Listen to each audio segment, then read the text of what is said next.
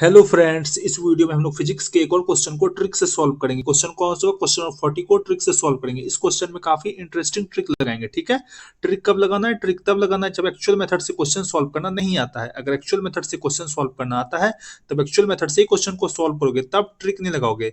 पहले जो question actual method से सॉल्व हो जाता है उस सभी को एक्चुअल मेथड से सॉल्व कर लोगे।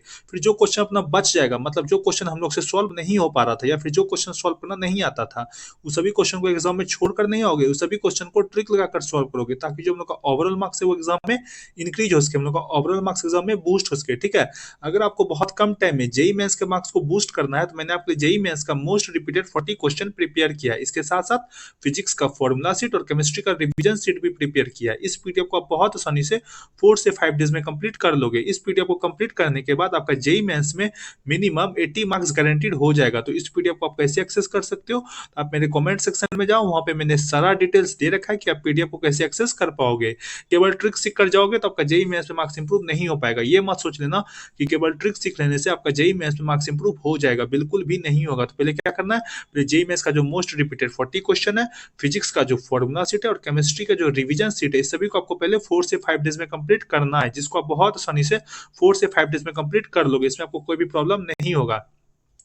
पीडीएफ को एक्सेस करने के लिए आप मेरे कमेंट सेक्शन में जा सकते हो, लेकिन पीडीएफ को एक्सेस जरूर कर लेना। पीडीएफ आपके लिए काफी यूजफुल रहेगा। ठीक है, अब इस क्वेश्चन में काफी इंटरेस्टिंग ट्रिक लगाएंगे। अगर इस क्वेश्चन को एक्चुअल मेथड से सॉल्व करना नहीं भी आता है तो भी क्वेश्चन को सॉल्व कर देंगे, जो कि मैं इस क्वेश्चन में आपको करके दिखाता हूँ। ठीक है, सबसे पहले क्या करेंगे? क्वेश्चन को ध्यान से रीड करेंगे कि क्वेश्चन में क्या डेटा हम लोग को दे रखा है। ठीक है, मैक्सिमम जेई एस्पिरेंट्स गलती ये करते हैं कि जेई मेंस के क्वेश्चन को देखते ही क्वेश्चन को छोड़ देते हैं, ये सोचकर कि जेई मेंस का क्वेश्चन है काफी टफ है, हमसे सॉल्व नहीं हो पाएगा। लेकिन ऐसा बेवकूफी नहीं करना है। भले ही आपको क्वेश्चन में कोई भी नॉलेज ना हो तो भी क्या करेंगे? क्वेश्चन को एक बार ध्यान से रीड करके देखेंगे कि क्वेश्चन में हम लोग को क्या दे रखा है। उसके बाद क्या करेंगे? उस क्वेश्चन में ट्रिक लगाने का कोशिश करेंगे, जैसे कि इस क्वेश्चन में आपको करके दिखाता हूं। सबसे पहले क्या करेंगे? क्वेश्चन को ध्यान से रीड करेंगे, क्वेश्चन में क्या दे रखा है। क्वेश्चन में दे रखा है कि the work function of a metal is 3 electron volt. मतलब किसी भी मेटल का वर्क फंक्शन हम लोग को दे रखा है 3 इलेक्ट्रॉन वोल्ट। अब तुमको पता है कि वर्क फंक्शन क्या होता है? वर्क फंक्शन वो मिनिमम एनर्जी होता है जिसके बिलो जो है वो क्या होता है? फोटो इलेक्ट्रॉन्स का एमिशन नहीं होता है। मतलब 3 इलेक्ट्रॉन वोल्ट से अगर तुम कम एनर्जी दोगे तो क्या होगा? फोटो इलेक्ट्रॉन्स का एमिशन, मतलब फोटो इलेक्ट्रॉन्स बाहर नहीं निकलेगा। ठीक है, मतलब 3 इलेक्ट्रॉन वोल्ट से अधिक ही आपको एनर्जी देना होगा, तभी फोटो इलेक्ट्रॉन्स अपना एमिट करेगा। ठीक है, आगे क्वेश्चन में दे रखा है कि the colour of the visible light that is required to cause emission of photo electrons. मतलब कि विजिबल लाइट का कलर बताना है जो कि रिस्पॉन्सिबल होगा किस चीज के लिए?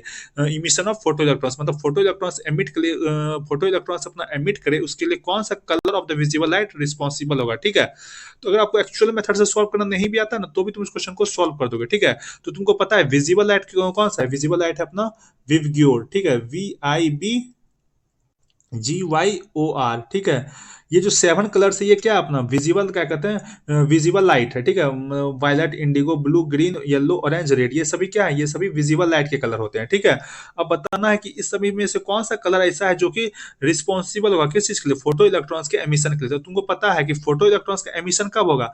जब क्या कहते हैं, जिस कलर की फ्रीक्वेंसी क्या होगी? जिस कलर की फ्रीक्वेंसी अधिक होगी, मतलब जिस कलर की फ्रीक्वेंसी अधिक होगी वही क्या कहते हैं, वही कलर रिस्पॉन्सिबल होगा किस चीज के लिए? फोटो इलेक्ट्रॉन्स के एमिशन के लिए। ठीक है, अगर तुम ऑप्शन नंबर क्या कहते हैं 1 में देखो तो ऑप्शन नंबर 1 में क्या दे रखा है हम लोग? ऑप्शन नंबर 1 में हम लोग को दे रखा है ग्रीन। ऑप्शन नंबर 1 में दे रखा है ग्रीन, तो ग्रीन यहाँ पर दे रखा है। ठीक है, फिर ऑप्शन नंबर 2 में दे रखा है ब्लू, तो ब्लू यहाँ पर दे रखा है। और फिर ऑप्शन नंबर 3 में दे रखा है रेड, तो रेड यहाँ पर दे रखा है। और ऑप्शन नंबर 4 में दे रखा है येलो, तो येलो यहाँ पर दे रखा है। ठीक है, अब तुम यहाँ पर सोचो थोड़ा सा, यहाँ पर अगर तुम यहाँ पर कॉमन सेंस अपना यूज करो तो तुम यहाँ पर सोचो, अगर देखो रेड अपना आंसर होगा तो तुमको ये तो पता है ना कि जब तुम क्या कहते हैं वायलेट से रेड की तरफ जाते हो तो फ्रीक्वेंसी अपना क्या होता है? घटता है। वायलेट से रेड की तरफ जाते हो तो फ्रीक्वेंसी जो होता है, वायलेट से रेड की तरफ जाते हो तो फ्रीक्वेंसी अपना क्या होता है? फ्रीक्वेंसी अपना रिड्यूस होता है। फ्रीक्वेंसी अपना क्या होता है? घटता है।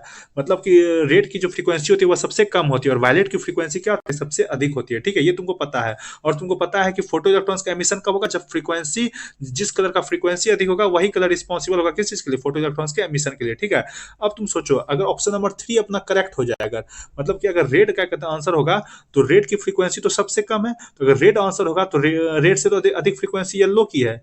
क्योंकि तुम इस साइड जा रहे हो, क्या कहते हैं, लेफ्ट से राइट की तरफ जा रहे हो, तो फ्रीक्वेंसी अपना क्या हो रहा है, क्या कहते हैं, घट रहा है, मतलब रेड की फ्रीक्वेंसी सबसे कम है। अगर रेड अपना आंसर होगा तो रेड से अधिक फ्रीक्वेंसी तो येलो है, तो अगर रेड की वजह से क्या कहते हैं फोटो इलेक्ट्रॉन्स का एमिशन होगा, तो फिर येलो की वजह से भी होगा, ग्रीन की वजह से भी होगा, ब्लू की वजह से भी होगा। क्यों? क्योंकि रेड से तो सभी की फ्रीक्वेंसी अधिक ही है दे रखी है। तो इस बेसिस हम लोग बोल सकते हैं कि हम लोग का ऑप्शन नंबर 3 क्या है, 100% रॉन्ग ऑप्शन है, तो हम लोग ऑप्शन नंबर 3 को एलिमिनेट कर देंगे।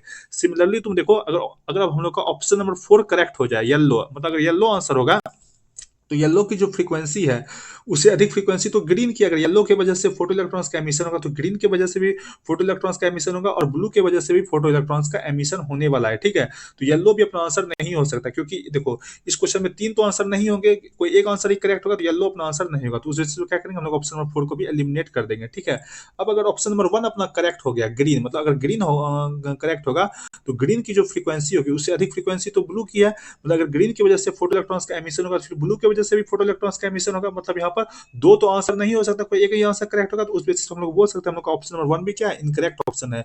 तो केवल एक ऑप्शन बचता है, ऑप्शन नंबर 2, यहाँ पर केवल एक ऑप्शन बच रहा है, ऑप्शन नंबर 2, इसी को गेस करोगे, जो कि है ब्लू।